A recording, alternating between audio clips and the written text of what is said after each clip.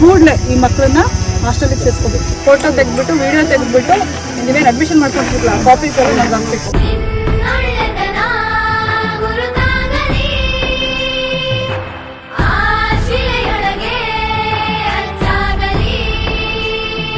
ನೀವು ನಮ್ಗೆ ಹೆಲ್ಪ್ ಮಾಡ್ತಿದ್ರಲ್ಲ ಅದಕ್ಕೆ. ಹೌದಾ, ಸಹಾಯ ಮಾಡೋರಿಗೆ ನಾವು ಕಡಿಮೆ ದರದಲ್ಲಿ ಕೊಡಬೇಕು ಅಂತನಾ?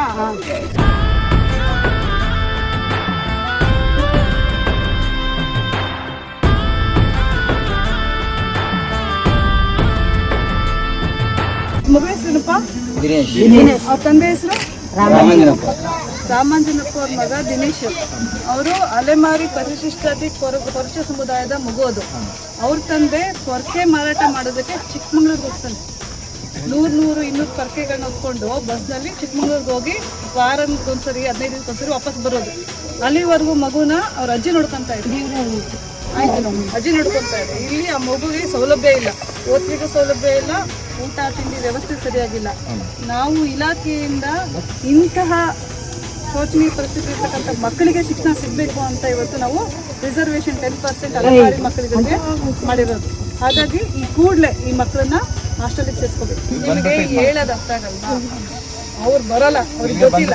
ನೀವೇ ಬಂದು ತಗೊಂಡು ವಿಶೇಷವಾಗಿ ಅವ್ರನ್ನ ಶಾಲೆಗೆ ಸೇರಿಸ್ಕೋಬೇಕು. ಹಾಸ್ಟೆಲ್ಗೆ ಸೇರಿಸ್ಕೊಂಡು ನನಗೆ ವರದಿ ಕೊಡ್ಬೇಕು. ನೀವು ಮಗು ಶಾಲೆಗೆ ಬರ್ತಾ ಇದೆ, ಹಾಸ್ಟೆಲಲ್ಲಿ ನಾವು ಮಗುಗೆ ಅವಕಾಶ ಮಾಡಿಕೊಟ್ಟಿದ್ದೀವಿ ಅಂತ ಫೋಟೋ ತೆಗೆದ್ಬಿಟ್ಟು ವಿಡಿಯೋ ತೆಗೆದ್ಬಿಟ್ಟು ನೀವೇನು ಅಡ್ಮಿಷನ್ ಮಾಡ್ಕೊಳ್ತಿರಲ್ಲ ಕಾಪೀಸ್ ಎಲ್ಲ ನಮ್ಗೆ ಹಾಕ್ಬೇಕು. ಇಂಥ ಮಕ್ಕಳಿಗೆ ಮಾಡಬೇಕು ಅಂತಲೇ ನಾವು ನಮ್ಮ ಸರ್ಕಾರದಿಂದ ಈ ಆದೇಶ ಮಾಡಿರೋದು, ರಿಸರ್ವೇಷನ್ ಮಾಡಿರೋ 10% ಅಲ್ವಾ? ಇವರು ನಮ್ಮ ಹಾಗೆ ನಿಮ್ಮ ಹಾಗೆ ಅಧಿಕಾರಿಗಳಾಗಬೇಕಲ್ವಾ? ನೋಡಿ ಎಷ್ಟು ವರ್ಷ ಅಂತ ಈ ಪೊರ್ಕೆ ಮಾಡ್ಕೊಂಡು ಹಂದಿ ಸಾಕೊಂಡು ಜೀವನ ಮಾಡ್ತಾರೆ. ಬದಲಾವಣೆ ಆಗ್ಬೇಕಲ್ಲಪ್ಪ. 150 ರೂಪಾಯಿ ದುಡಿಯೋದಕ್ಕೆ ಬಿಸಿಲು ಕೂತ್ಕೊಂಡು ಈ ಮಕ್ಕಳನ್ನೆಲ್ಲ ಹಿಂಗೆ ಬದುಕಿಸ್ಬೇಕಾ?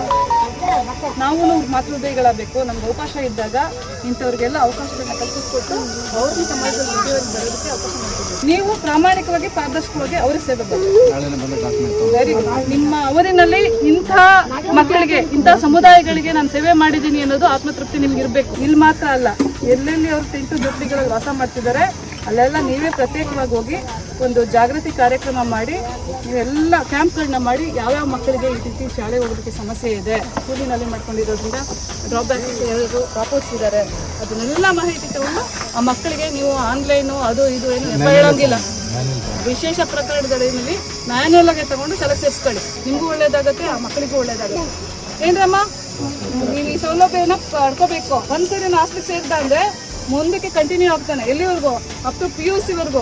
ಅವನೇನ ಉನ್ನತ ವಿದ್ಯಾಭ್ಯಾಸ ಮಾಡಬೇಕು, ನಾನು ಫಾರಿನ್ಗೆ ಓದಬೇಕು ಅಂತಂದ್ರೆ ಅದಕ್ಕೂ ನಾವು ನಮ್ಮ ಇಲಾಖೆನ ನಾನು ಕೊಡ್ತೀನಿ. 1 ಕೋಟಿವರೆಗೂ ಹಣ ಕೊಡ್ತೀವಿ. ನಾನು 4-5 ಜನ ಮಕ್ಕಳಿಗೆ, ನಮ್ಮ ಅಲೆಮಾರಿ ಸಮುದಾಯದ ಮಕ್ಕಳಿಗೆ ಕಳೆದ ವರ್ಷದಲ್ಲಿ 4 ಮಕ್ಕಳಿಗೆ 80 ಲಕ್ಷ 90 ಲಕ್ಷ ಕೊಟ್ಟು ಫಾರಿನ್ ಕಳ್ಸಿದ್ದೀನಿ. ನಮ್ಮ ಇಲಾಖೆಯಿಂದ ಎಲ್ಲ ಸೌಲಭ್ಯ ಇದೆ. ಅದನ್ನೆಲ್ಲ ನಮ್ಮ ಅಲೆಮಾರಿ ಮಕ್ಕಳು ಪಡ್ಕೋಬೇಕಲ್ವಾ? ಸೌಲಭ್ಯ ಪಡ್ಕೋಬೇಕು ಅಂದ್ರೆ ಇವತ್ತಿಂದ ನೀವು ಮಕ್ಕಳನ್ನ ಹಾಸ್ಟೆಲ್ಗೆ ಕಳಿಸಿ.